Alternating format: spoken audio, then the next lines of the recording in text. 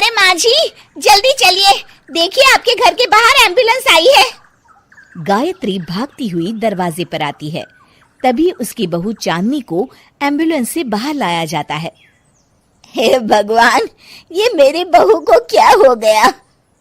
Accident हो गया माँ जी। अरे लेकिन ये कैसा एक्सीडेंट है?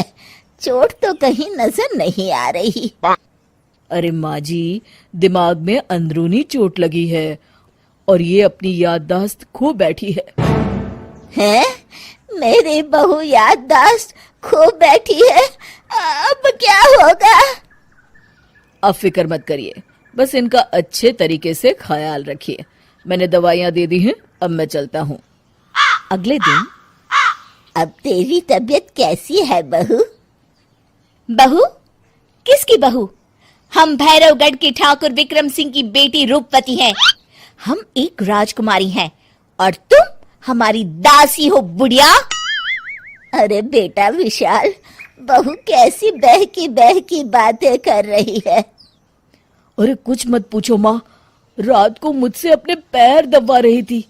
सर पर चोट लगने की वजह से इसका दिमाग पूरी तरह खराब हो गया है और ये अपने आप को राजकुमारी समझ रही है। तभी वहां चांदनी आ जाती है। तुम दोनों यहाँ क्या खुसुर फुसुर कर रहे हो? कहीं तुम दोनों मिलकर हमारे खिलाफ कोई षड्यंत्र तो नहीं रच रहे हो? हम तुम्हारा सर तलवार से उड़वा देंगे, समझे? अरे नहीं नहीं राजकुमारी जी, हम तो आपके सेवक हैं। भला हमारी इतनी हिम्मत? कहिए, आपने यहाँ हॉल में आने का कष्ट कैसे किया? हमें बहुत भूख लगी है। ए दासी, जल्दी से हमारे लिए भोजन का प्रबंध करो। आज हम शाही कबाब खाएंगे। विशाल अपनी माँ को चांदनी की बात मानने के लिए इशारा करता है। ठीक है राजकुमारी जी, मैं अभी आपके लिए भोजन लेकर आती हूँ। इस तरह विशाल और उसकी माँ ना चाहते हुए भी चांदनी की जी हजूरी में लगे रहते हैं। लाओ माँ, जल्दी से मेरा टिफिन दो, मुझे देर हो रही है। अरे ठहर जा, जरा दम तो लेने दे मुझे। सारे घर का काम मुझे अकेली को करना पड़ता है। तेरी बीवी तो राजकुमारी बनी बैठी है, सारा दिन हुक्म चलाती रहती है। अरे माँ, मेरा भी तो यही हाल है। फिलहाल तुम मेरा टिफिन दे दो, मैं चला। रुको, कहाँ जा रहे हो? अरे मर गया रे, ये कहाँ से आ धमकी? आज हमारा जुहू चौपाटी घूमने का मूड है और हमें अपने लिए नई साड़ियाँ भी खरीदनी है। चलो जल्दी से अपना वाहन निकालो और हमें ले चलो। अरे अब तो मैं गया काम से। अगर आज मैं वक्त पे ऑफिस नहीं पहुंचा तो मेरा बॉस मुझे नौकरी से निकाल देगा। मरता क्या न करता। आखिरकार विशाल चांदनी को घुमाने ले जाता है और चांदनी अपने लिए ढेर सारी शॉपिंग भी करती है। ए दासी, टीवी पर कपिल शर्मा के आने का समय हो गया है, जल्दी से टीवी शुरू करो। अरे वाह, कपिल शर्मा तुझे याद है, बाकी कुछ याद नहीं। बहू तू तो बड़ी चालू लगती है, अपने फायदे की हर चीज तुझे याद रहती है। मैं तो तेरी इस अजीब बीमारी से परेशान हो गई हूँ।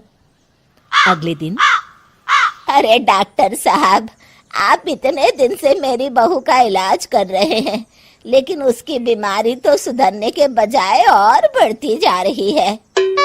अरे माँ जी, ये दिमागी बीमारी है। बेचारी की याददाश्त चली गई है, वापस आने में थोड़ा वक्त तो लगेगा ही ना। गायत्री डॉक्टर से बात कर ही रही होती है कि तभी उसकी पुरानी सहेली शीला वहां आ जाती है। शीला को देख अचानक डॉक्टर घबरा जाते हैं। अच्छा माँ जी, मुझे एक मरीज को अर्जेंट देखने जाना है, मैं चलता हूँ। ये कौन था?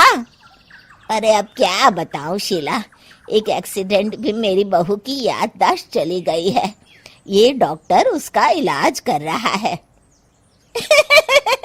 ये डॉक्टर कब से बन गया? अरे ये तो चमन पान वाले का लड़का है, सारा दिन नौटंकी करता रहता है। अच्छा तो ये बात है, अब मैं समझी। मेरी बहू और ये पान वाले का लड़का दोनों मिलकर मुझे बेवकूफ बना रहे थे। चल तू मेरे साथ।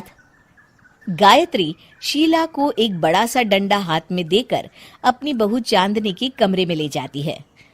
बहू, ये मेरी सहेली है, एक डॉक्टर है। इसने तेरे जैसे न जाने कितनों का इलाज 2 मिनट में कर दिया है। इसका कहना है कि सर पर जहाँ चोट लगी हो, अगर उसी जगह दोबारा किसी बड़े डंडे से जोर से मारा जाए तो मरीज की याददाश्त वापस आ जाती है। देख, हम डंडा भी लाए हैं। अपनी सास की बातें सुनकर और हाथ में बड़ा डंडा देख चांदनी घबरा जाती है। अरे बाप रे, मैं तो फंस गई। इस डंडे की एक बार की वार से ही मैं तो चारों खाने चित हो जाऊंगी। अब क्या करूं, क्या करूं, क्या करूं? लेकिन गायत्री, डंडा सर पर ठीक उसी जगह लगना चाहिए जहाँ चोट लगी है। अरे तू चिंता मत कर, 2-4 बार मारूंगी तो एक बार तो सही जगह लग ही जाएगा ना। चल बहू, तैयार हो जा। अरे नहीं नहीं माँ जी, मुझे मत मारिए। दरअसल घर के काम करने से बचने के लिए मैंने ये सब नाटक किया था। मुझे माफ कर दीजिए, मैं कान पकड़ती हूँ। दोबारा ऐसी गलती कभी नहीं करूंगी।